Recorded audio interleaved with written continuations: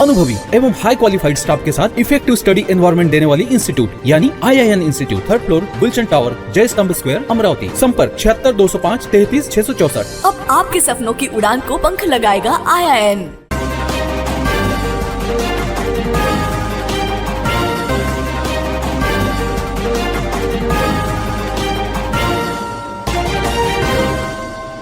नमस्कार, सिटी न्यूजच्या बातमीपत्रात प्रेक्षकांचं मनपूर्वक स्वागत। आज दिनांक 28 एप्रिल 2024 वार रविवार। बातमीपत्राची सुरुवात करूया सुविचार मालेने।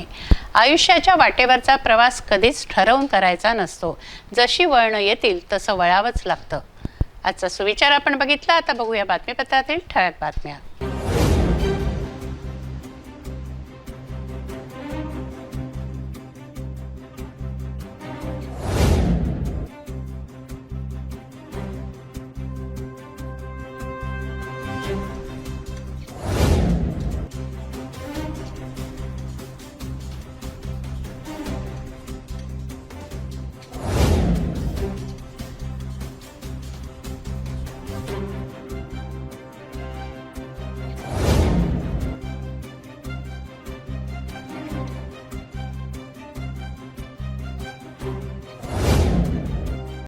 आपण ठळक बातम्या बघितल्या, आता घेऊया छोटासा ब्रेक।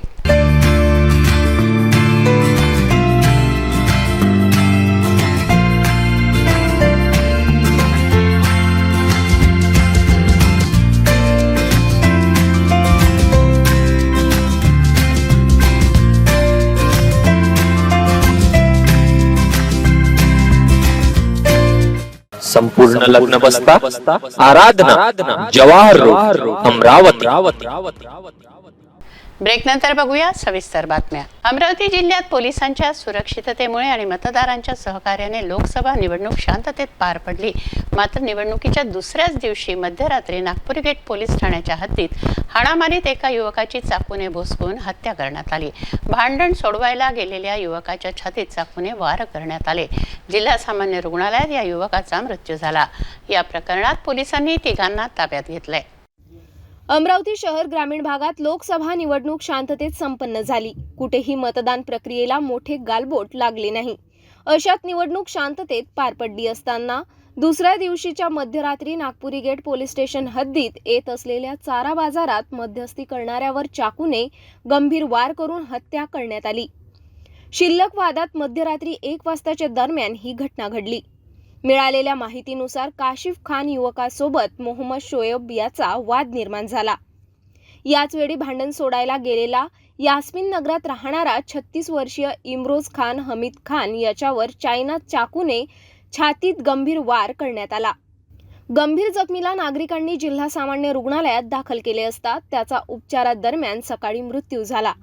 या घटनेत नागपुरी गेट पोलिसांनी फिर्यादी अब्दुल जाकीर अब्दुल सादिक याच्या तक्रारीवरून पठाण चौक राहणारा आरोपी शेख सहबाज शेख कलीम उर्फ मुरारी, नालासाबपुरा राहणारा 32 वर्षीय मोहम्मद शोएब मोहम्मद हुसेन तर नवसारी राहणारा 22 वर्षीय शेख अलीम उर्फ फैजान शेख मुस्ताकीन या तिघांना ताब्यात घेतले। पोलिसांनी तिघांविरुद्ध कलम 302 अंतर्गत गुन्हे दाखल केले।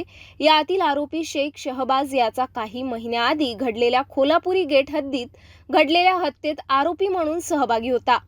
या प्रकरणात पोलिसांनी काहीच वेळात तिन्ही आरोपींना ताब्यात घेतले। अक्षय अनिल वरगट हा 25 वर्षीय युवक नांदुरा गावानजीक स्पीड ब्रेकरवरून उसळून गंभीर जखमी झाला। दुचाकीने अमरावतीला येत असताना चांदूर बाजार ते अमरावती मार्गावर हा अपघात घडला। प्रहारचे जिल्हाध्यक्ष छोटू महाराज वसू हे आपल्या सहकाऱ्यांसह तेथून जात होते। त्यांनी हा प्रकार दिसला। त्यांनी ॲम्ब्युलन्सला फोन केला, मात्र ॲम्ब्युलन्स आली नाही। तेव्हा छोटू महाराज वसू यांनी आपल्या गाडीतून त्या युवकाला जिल्हा सामान्य रुग्णालयात दाखल केलं। दुचाकीने अमरावतीला येत असताना चांदूर बाजार ते अमरावती मार्गावरील नांदुरा गावानजीक असलेल्या स्पीड ब्रेकरवरून 25 वर्षीय अक्षय अनिल वरगट हा दुचाकीवरून खाली पडला व गंभीर जखमी झाला। हा मुलगा देवरादेवरी येथील रहिवासी आहे। या मार्गाने प्रहारचे जिल्हाध्यक्ष छोटू महाराज वसू जात होते।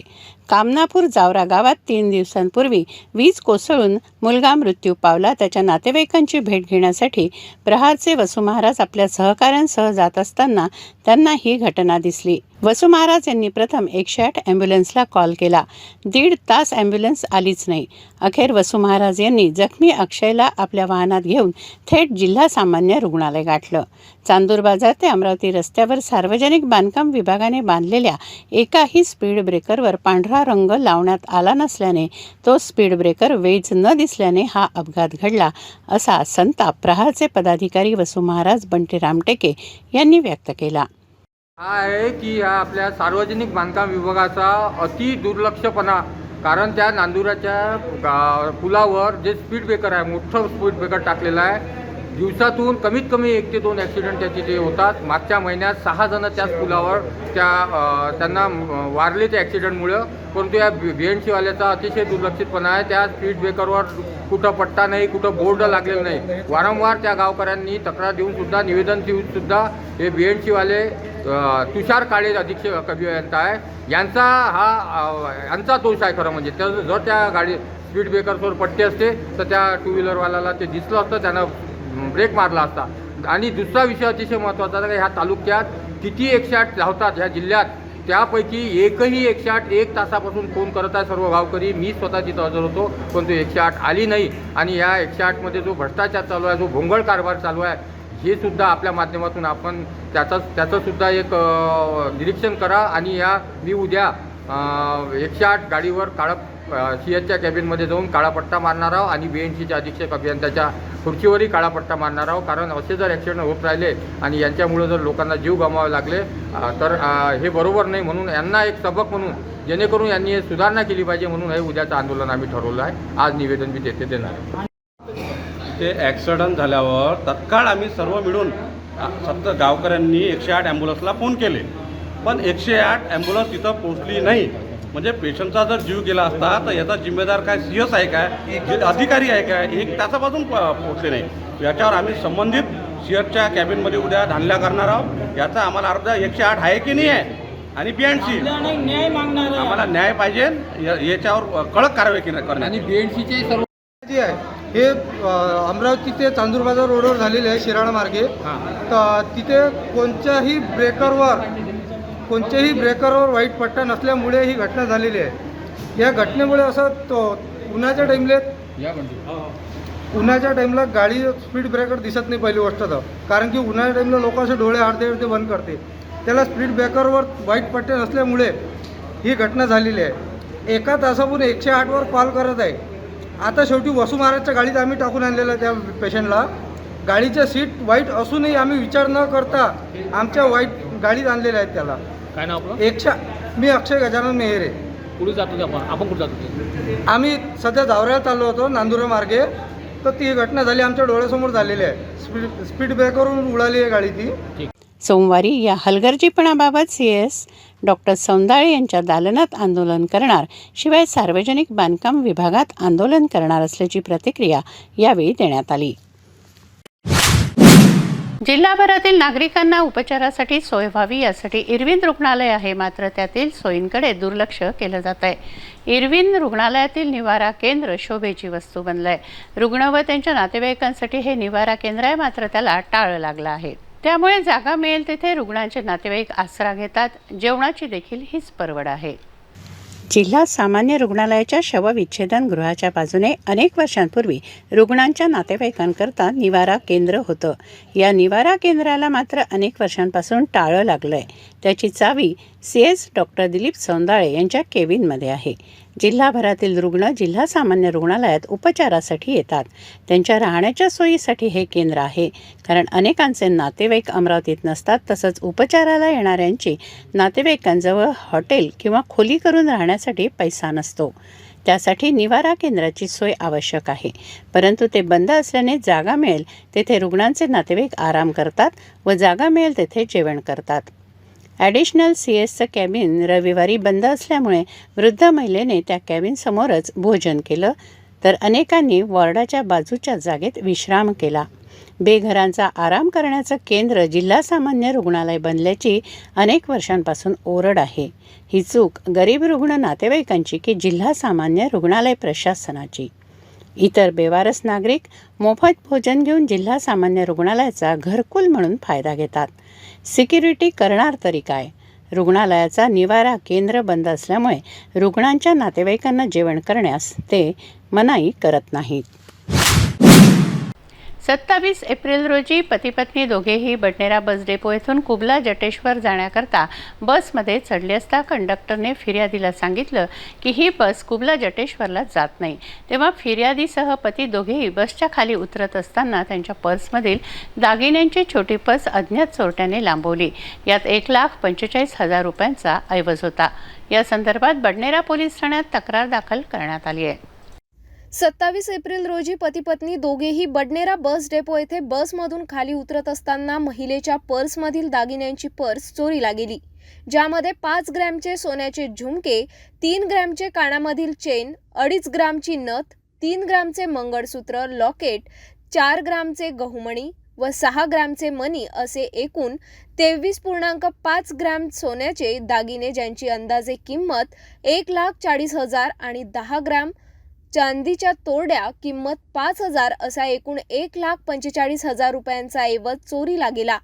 फिर्यादीने बडनेरा पोलीस स्टेशनमध्ये तक्रार दाखल केली आहे. पोलिसांनी अज्ञात चोरट्याविरुद्ध कलम 379 नुसार गुन्हा दाखल केला आहे. बडनेराचे आमदार रवी राणा यांचा वाढदिवस उत्साहात साजरा करण्यात येतोय. त्यांच्या चाहत्यांनी शुभेच्छा देण्यासाठी गर्दी केली. सिटी न्यूजचे प्रबंध संपादक डॉक्टर चंदू सोजती यांनी आमदार रवी राणा यांना शुभेच्छा दिल्या. दीर्घायुष्य व आरोग्याची शुभकामना केली. 28 एप्रिल रोजी बडनेराचे आमदार रवी राणा यांचा वाढदिवस उत्साहात साजरा करण्यात येतोय. त्यांना शुभेच्छा देण्यासाठी राणांच्या निवासस्थानी त्यांच्या चाहत्यांनी गर्दी केली. सिटी न्यूजचे प्रबंध संपादक डॉक्टर चंदू सोजती यांनी आमदार रवी राणा यांना शुभेच्छा दिल्या. दीर्घायुष्य व आरोग्याची शुभकामना केली. बडनेरा मतदारसंघाचे आमदार रवी राणा यांचा वाढदिवस 28 एप्रिल रोजी उत्साहात साजरा होतोय. त्यांच्या वाढदिवसानिमित्त आमदार रवी राणा यांच्या गंगा सावित्री निवासस्थानी अनेकांनी गर्दी केली. युवा स्वाभिमान पार्टी, भारतीय जनता पक्षाचे पदाधिकारी तसंच कार्यकर्ते व नागरिकांनी शुभेच्छा देण्याकरता गर्दी केली. पुष्पगुच्छ देऊन दीर्घायुष्य व आरोग्याच्या शुभेच्छा दिल्या. बडनेरा मतदारसंघाचे आमदार रवी राणा यांचा वाढदिवस 28 एप्रिल रोजी साजरा होतोय. त्यांच्या वाढदिवसानिमित्त आमदार रवी राणा यांच्या गंगा सावित्री निवासस्थानी त्यांनी अनेकांच्या उपस्थितीत केक कापला.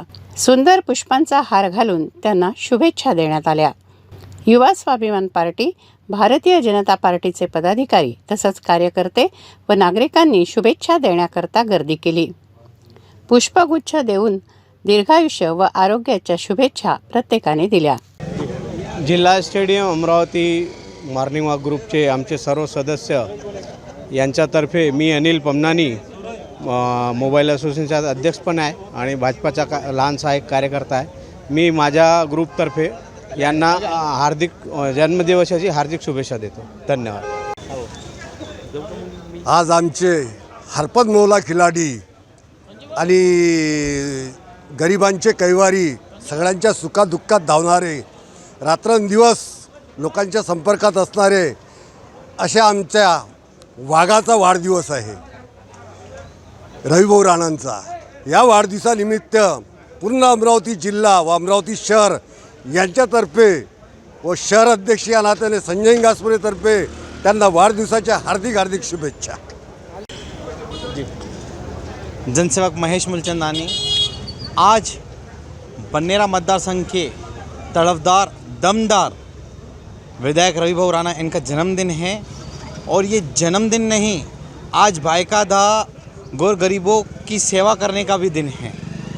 आज ये जो जन्मदिन है रविभाऊ का, आज जन्मदिन के उपलक्ष्य में गौर गरीबों में सेवा की जाएगी. आज हम अनेकों जगहों पे चप्पल वितरण, फराड़ी वितरण, अनेक उपक्रम भी किए जाएंगे. मुझे लगता है कि रविभाऊ का नाम गौर गरीबों का, मसीहाओं का दाता कहा जाता है और ये वाकई सच्चाई है. आज आप देखोगे कि जगह जगह पे रविभाऊ का नाम ही रवि राणा, जो बांटता है गरीबों में किराना, ऐसा ही एक संदेश देना चाहता हूँ कि गरीबों का मसीहा एक ही है, रविभाऊ राणा। मी दिलीप रामराव पाटील, वळगाव मावरे, रविभाऊ राणा यांचा कार्यकर्ता। आज रविभाऊ राणा यांचा वाढदिवस बडनेरा मतदारसंघाचे दबंग आमदार यांना सगळ्या तमाम जनतेकडून वाढदिवसाच्या भरभरून शुभेच्छा देतो आणि सर्व गोरगरिबांचे कैवारी असलेले आमचे रविभाऊ यांना वाढदिवसाच्या हार्दिक शुभेच्छा। मैं सनी दादलानी, भारतीय जनता पार्टी सिंधी सेल सचिव, हमारे मित्र पक्ष के आमदार रविभाऊ राणा जी को तहे दिल से जन्मदिन की बधाइयाँ देता हूँ और भाभी जी को जीत के एडवांस में बधाइयाँ देता हूँ।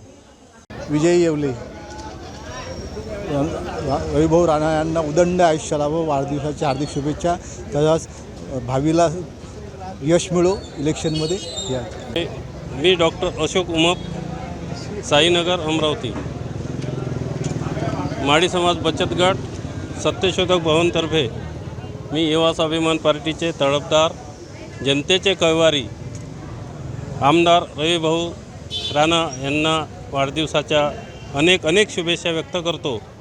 जनतेची सेवा अशीच त्यांच्याकडनं पुढेही चालू राहो अशी सदिच्छा व्यक्त करतो आणि माझ्या शुभेच्छा। मेरा नाम रमेश बत्रे है, मैं बुधवारा चौक रहता हूँ।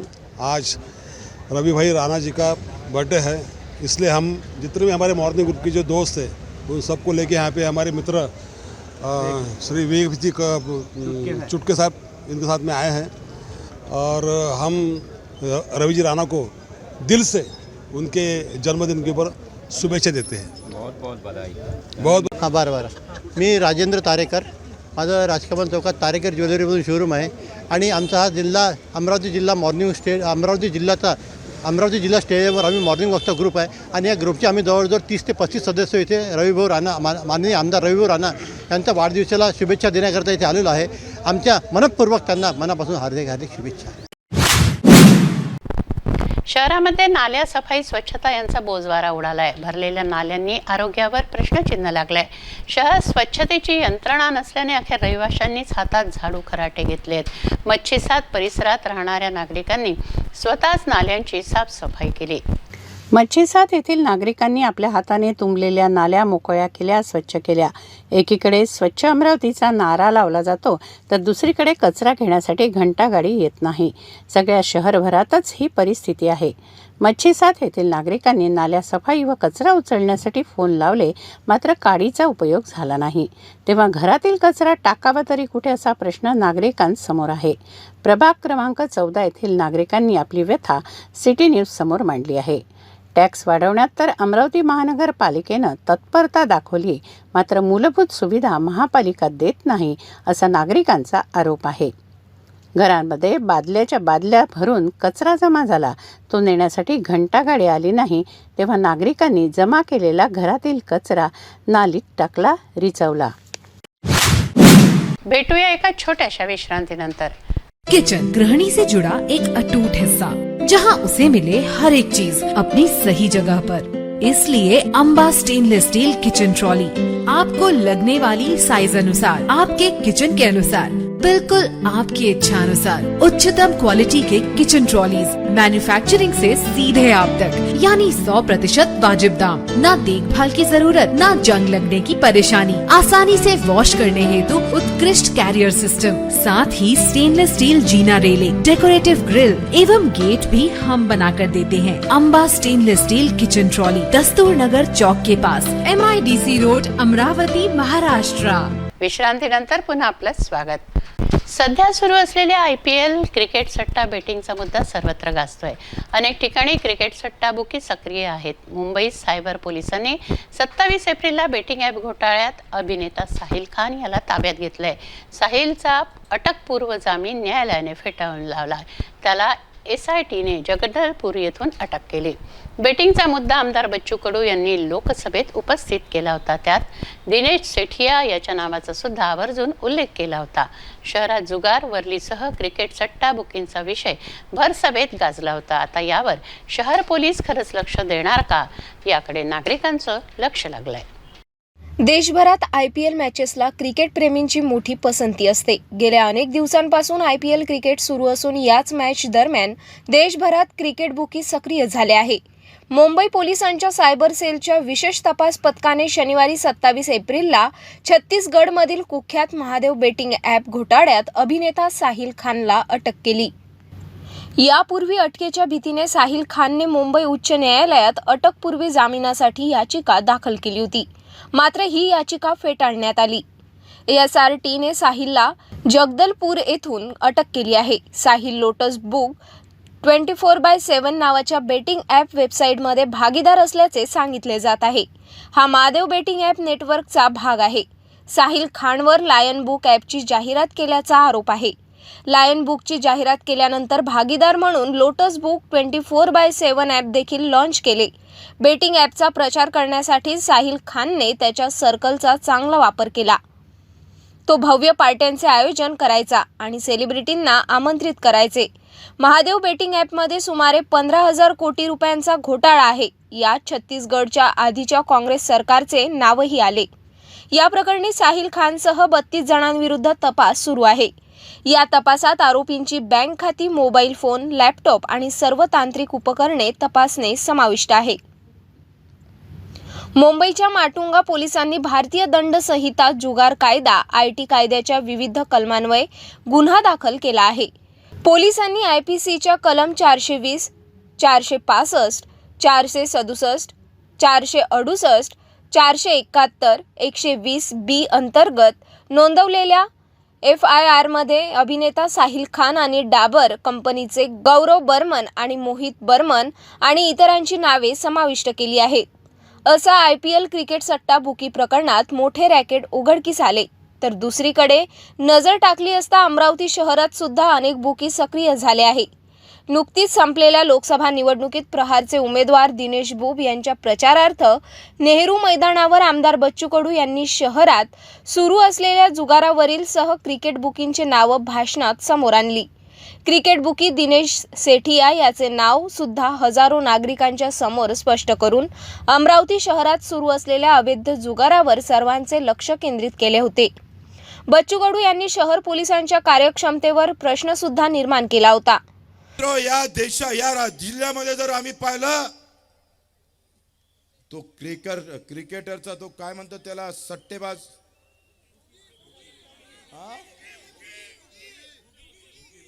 बुकी, मला माहिती आहे, शेट्टी म्हणून कोणतरी आहे,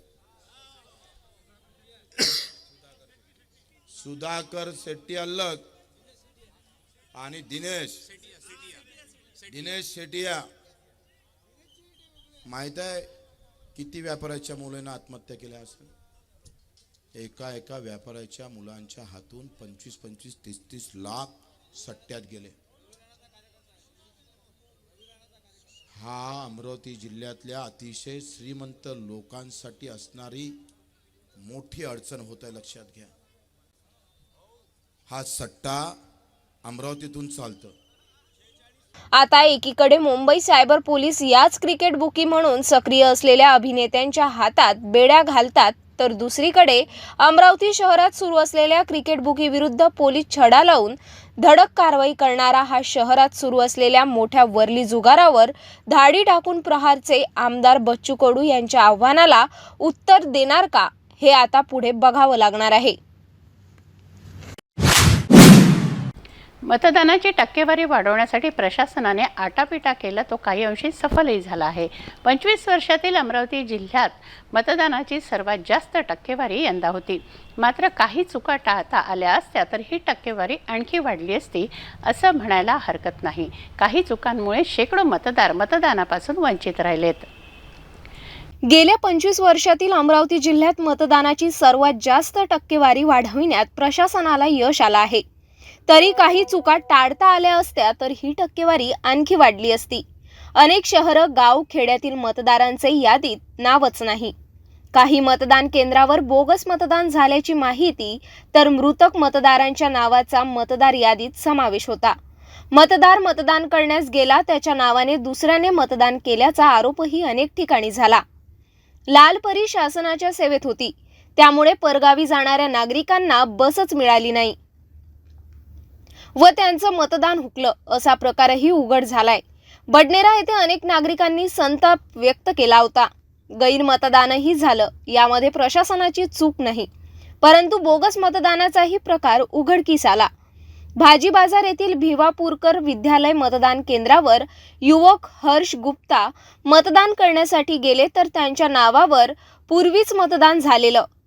दैनिक मंडलचे राजेश अग्रवाल यांचे चिरंजीव अमन अग्रवाल काळाराम मंदिर जवळील मतदान केंद्र गेले असता त्यांच्या नावाने दुसऱ्याने मतदान केल्याचे मतदान अधिकाऱ्यांनी केले स्पष्ट. दुसरीकडे राहुलनगर बिच्चू टेकडी परिसरात राहणारे कैलास लोणारे नामक युवक मतदान करण्यास अंध विद्यालय मतदान केंद्रावर गेले असता तेथेही दुसऱ्या इसमाने मतदान केल्याचे सांगण्यात आले. रुक्मिणनगर मतदान केंद्र येथे मतदान करण्यास गेलेले धनंजय चिखलीकर यांच्या नावाने दुसऱ्या इसमाने मतदान केल्याची माहिती समोर आली. अशा अनेक घटना अमरावती शहरात घडल्या. प्रत्येक परिसरात प्रभागात मतदान केंद्राची माहिती स्लिप देण्यास BLO सह कर्मचाऱ्यांची प्रशासनाने नियुक्ती केली होती. मात्र अनेक BLO अनेकांच्या जवळ गेलेच नसल्याची माहिती प्राप्त झाली आहे. मतदानाचा हक्क बजावण्यासाठी आधी मतदान नंतर सर्व कामे म्हणणारा मतदाराला मतदान केंद्रच मिळाले नसल्याने अनेकांनी नाराजी व्यक्त केली आहे. मात्र अनेकांच्या नावाचा मतदान यादीत नाव गहाळलं. मतदारांच्या नावाच्या ऐवजी दुसऱ्याने केलेल्या बोगस मतदान, मृत इसमाचे नाव पुन्हा मतदान यादीत मिळणे, एकाच परिवारातील एकाचे कोणत्या मतदान केंद्रात नाव तर दुसऱ्याचे दूरवरील मतदान केंद्र येथे नाव मिळून येणे ही लोकशाहीतील लोकसभा मतदान प्रक्रियेत प्रशासनाला कडून झालेली घोडचूक म्हणावी लागेल. मात्र या लोकसभेत मतदारांनी स्वतः सकाळपासून तर शेवटच्या संध्याकाळी 6 वाजेपर्यंत उत्स्फूर्तपणे मतदानाचा हक्क बजावून गेल्या 25 वर्षातील मतदानाचा रेकॉर्ड तोडला. हे मात्र खरं. गेल्या 38 दिवसांपासून लोकसभा निवडणुकीची धूम सुरू होते. निवडणूक मुख्य आयुक्तांनी निवडणुकीची घोषणा केल्यापासून आचारसंहिता लागू झाली आणि एक प्रक्रिया सुरू झाली. प्रशासन, पोलीस व मतदार राजा यांच्यासाठी अतिशय व्यस्त असे हे दिवस होते. यामध्ये सोशल मीडियावर लोकसभेच्या चर्चेची धूम होती. प्रत्येकाच्या व्हॉट्सॲप ग्रुपवर उमेदवारांच्या चर्चेने आला दिवस गाजत होता. निवडणुकीच्या धामधुमीत सोशल मीडियावर अनेक निर्बंध होते, तरीही सोशल मीडियावर लोकसभेच्या चर्चेची धूम होती. प्रत्येकाच्या व्हॉट्सॲप ग्रुपवर उमेदवाराच्या चर्चेने आला दिवस गाजत होता. सोशल मीडियावर टीका टिप्पणी करू नये, अनादर भावना व्यक्त करू नये अशा पोलिसांच्या सूचना असताना सुद्धा दिवस रात्र राजकीय चर्चा रंगल्या आणि त्याचा शेवटी शुभरात्रीने व्हायचा. गेल्या 38 दिवसांपासून लोकसभा निवडणुकीची धूम सुरू होती. निवडणूक मुख्य आयुक्तांनी निवडणुकीची घोषणा केल्यापासून आचारसंहिता लागू झाली आणि एक प्रक्रिया सुरू झाली.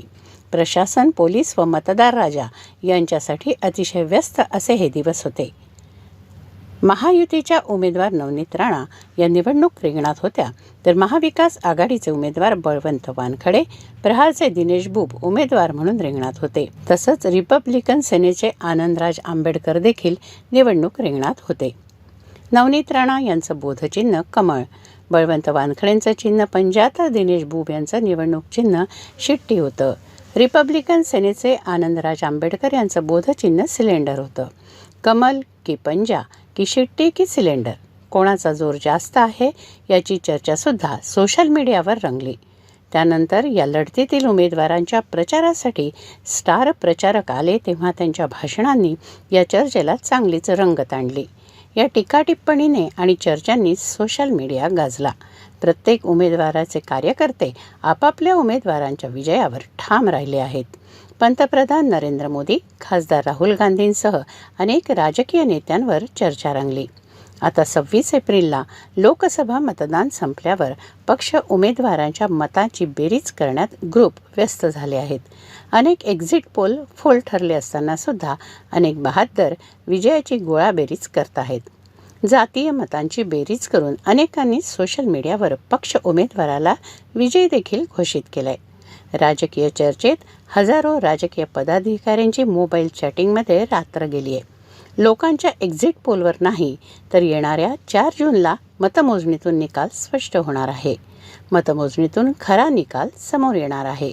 निवडणूक संपली, तेव्हा आता एकमेकांचे शाब्दिक वाद विसरा. आता पुन्हा आपल्या मित्रभावाचे, गुण्यागोविंदाचे व सर्व धर्म समभावाचे संबंध जोपासा, असं सिटी न्यूजचं आवाहन आहे. बडनेरा जुनी वस्ती परिसरात असलेले मुस्लिम बांधवांचे श्रद्धास्थान हजरत शमसुद्दीन अल्मास शाह उर्फ कमलीवाले बाबा रहमतुल्लाह रहमत यांच्या उरूस महोत्सवानिमित्त दर्गा उरूस कमिटी, इंतिजामिया कमिटी तसेच सहकारी विविध संस्थेच्या वतीने 26 एप्रिल ते 6 मे दरम्यान विविध कार्यक्रमांचे आयोजन करण्यात आले. 27 एप्रिलला हजरत अल्मास दर्गापासून संपूर्ण जुनी वस्ती व नवीन वस्ती परिसरातील मुख्य रस्त्यावरनं ढोल ताशे व डीजेंच्या निनादात भव्य शोभायात्रा शाही संदल काढण्यात आला. जगात सुख, शांती, समृद्धी व धार्मिक, सांस्कृतिक, सामाजिक एकता टिकून राहावी यासाठी प्रार्थना करण्यात आली.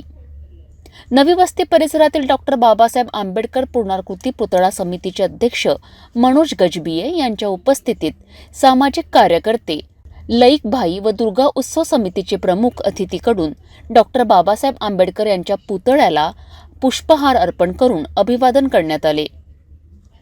या शाही संदल शोभायात्रेत शेकडो समाज बांधवांनी सहभाग घेऊन डीजे व ढोल ताशांच्या तालावर ठेका घेत या उत्सवाचा आनंद लुटला.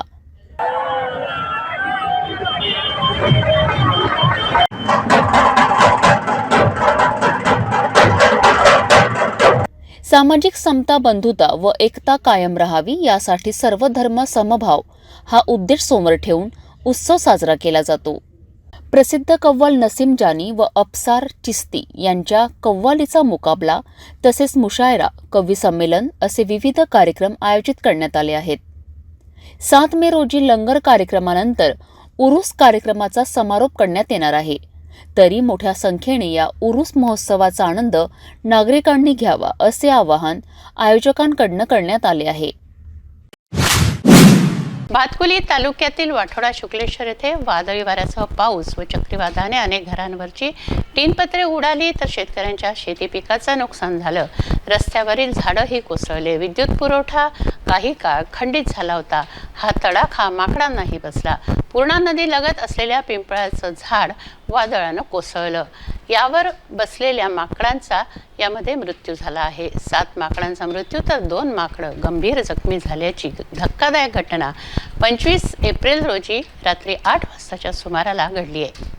भातकुली तालुक्यातील वाठोडा शुक्लेश्वर येथे वादळी वाऱ्याने पूर्ण नदी लगत असलेल्या पिंपळाचे झाड कोसळल्याने झाडावरील 7 माकडांचा मृत्यू तर 2 माकड गंभीर जखमी झाल्याची धक्कादायक घटना 25 एप्रिल रोजी सायंकाळी 8 वाजताच्या सुमारास ही घटना घडली. युवकांनी पुढाकार घेऊन घटनास्थळी धाव घेत मृत्युमुखी पडलेल्या माकडांना बाहेर काढलं. अन्य 2 माकडांना पुढील उपचारार्थ वडाडी वनपरिक्षेत्र येथे नेण्यात आले. रात्री 8:30च्या सुमारास हे वारावायदांमध्ये पूर्णा नदीवरती जुनं 300 वर्ष जुनं झाड हे कोसळलं. त्यामध्ये कमसे कम 9 ते 10 जिवंत वानर पडून दुर्दैवानं मृत्युमुखी पडले. तर त्या मृतक आहे आणि 2 वानर जिवंत आहे. त्याच्यावर आम्ही प्रथम उपचार केलेला आहे. काल टीम होतो आम्ही, त्रास काही झाला नाही. वरती पावसामुळे त्रास झाला. त्यानंतर आम्ही काल वनविभागाला कॉल केला होता, तर आज सकाळी ते आले आहे. आता ते पुढची ट्रीटमेंट ते करणार आहे. घटनेची माहिती मिळताच वनपरिक्षेत्र अधिकारी वर्षा हरणे यांनी ताफ्यासह घटनास्थळी धाव घेतली. मृत्युमुखी पडलेल्या माकडांचा पंचनामा करून त्याला हिंदू रीतिरिवाजाप्रमाणे अंतिम विधी करण्यात आला. दिनांक 25/4/24 रोजी रात्री मध्यरात्री म्हणजे 10च्या सुमारास वाठोडा शुक्लेश्वर येथे चक्रीवादळामुळे नदीकाठील जे पिंपळाचे झाड होतं ते जमिनीपासून म्हणजे खोलवर जमिनीत पुरलेलं असूनसुद्धा ते वादळामुळे खाली पडलं. त्यावर जे माकडं बसलेले होते, 8-10 माकडं बसलेले होते, त्यापैकी 8 माकडांचा जागीच मृत्यू झाला आणि उर्वरित माकडांना उपचार करण्यात आलेले. तरी पुढील प्रक्रिया फॉरेस्ट डिपार्टमेंट थ्रू आणि आणि ग्रामपंचायत थ्रू सध्या चालू आहे. मी डॉक्टर विलास पावडे, पशुधन विकास अधिकारी, वाठोडा शुक्लेश्वर. यावेळी वनपरिक्षेत्र अधिकारी नितीन वरे, वनपाल विद्या बनसोड, वनमजूर विलास पंडित, सरपंच मोहम्मद रिजवान, उपसरपंच माया बुरघाटे, अमोल महात्मे, रमेश थोरात यांच्यासह गावकरी मोठ्या संख्येने उपस्थित होते. वाठोडा शिकलेश्वर येथे काल रात्रीच्या सुमारास मोठ्या प्रमाणात चक्रीवादळ सुटलं होतं. या चक्रीवादळामुळे अनेकांच्या घरावरील 3 पत्र्यासह अनेक झाडांचे मोठे नुकसान झाले. आपण माझ्या पाठीमागं बघू शकता, या नदीच्या किनारी असलेल्या या झाडावर मोठ्या प्रमाणात माकडं 20 ते 25 माकडं होते आणि माकडांना उतरण्यासाठी कुठल्याच प्रकारचं या ठिकाणी त्यांना वेळ मिळाला नाही. त्यामुळे हे झाड कोसळलं आणि त्या झाडाखाली दबून साधारणतः अंदाजे 10 माकडांचा मृत्यू झाला, तर अन्य माकड हे जखमी झालेले आहेत. या संदर्भात वन विभागांना माहितीसुद्धा देण्यात आलेली आहे. सिटी न्यूज प्रतिनिधी गजानन खोपे, अमरावती. धामणगाव रेल्वे तालुक्यातील सावळा येथे वादळी वाऱ्यासहित अकाली पावसाने थैमान घातलं. शेतीचं अतोनात नुकसान झालं. शिवाय अनेक घरांचे टीन उडाले. लग्नाचा मंडप देखील उडाला. पहाटे 4 वाजता अकाली पावसाचं आगमन झालं, तर शेतकऱ्यांच्या शेती पिकांचं नुकसान झालं. वादळी वाऱ्यामुळे विद्युत पुरवठाही काही काळ खंडित झाला होता. धामणगाव रेल्वे तालुक्यातील सावळा येथे वादळी वाऱ्यासह अकाली पाऊस झाला. या पावसाने अवी गणेश टेकाडे यांच्या शेतातील तीळ या पिकाचे खूप नुकसान झालेले आहे. पूर्णपणे तीळ झोपलाय. लावलेल्या पिकाचा खर्च निघणार की नाही अशी शंका शेतकऱ्यांना आहे. त्यांची अपेक्षा आहे की त्यांना काही आर्थिक मदत मिळावी. या अकाली पावसामुळे शेतकऱ्यांच्या पिकाचं तीळ व भुईमुंग यांचे सर्वात जास्त नुकसान झालेले आहे. मी रात्रंदिन राबतो बा शेतात. माझ्या कष्टाचं काही फळ भेटून नाही राहिलं. काय करा असं समजत नाही. पाणी 4 वाजता आलं, घरात पाणी, असं तसं नुकसान झालं. तुम्ही टेकाडे? अरविंद गणेशराव टेकाडे, सावडा. नुकसान खूप झालंय. पुरा जमीन दोस्त झालाय.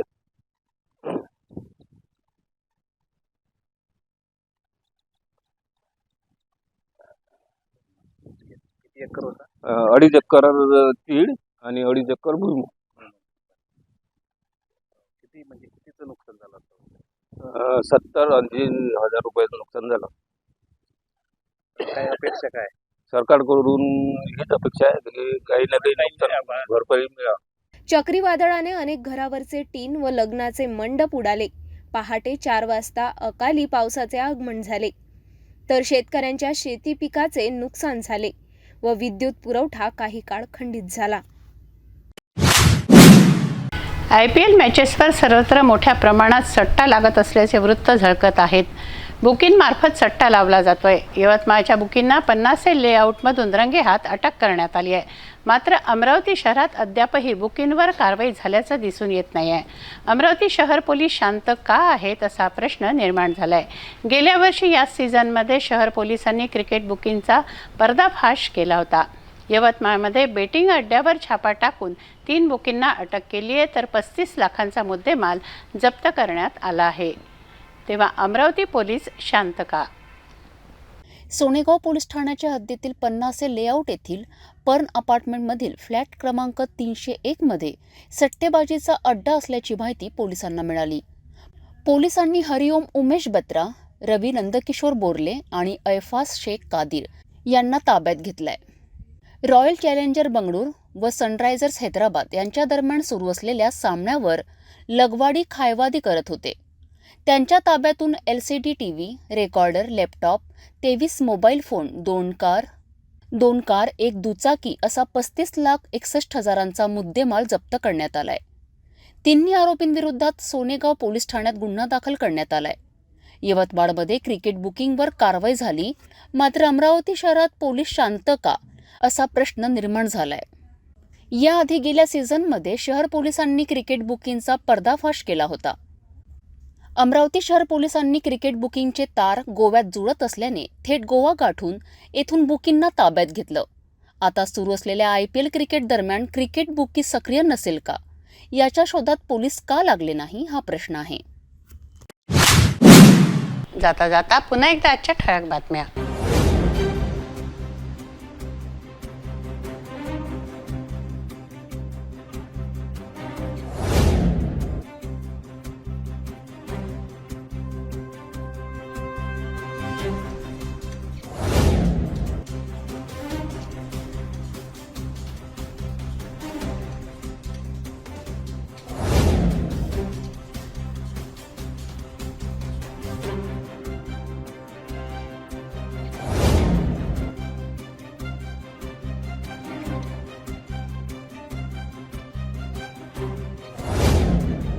आपण आता सिटी न्यूज चॅनल आपल्या टीव्हीवर सुद्धा बघू शकता. यामध्ये GTPL channel number 73, Fastway channel number 256, city cable channel number 92 वर.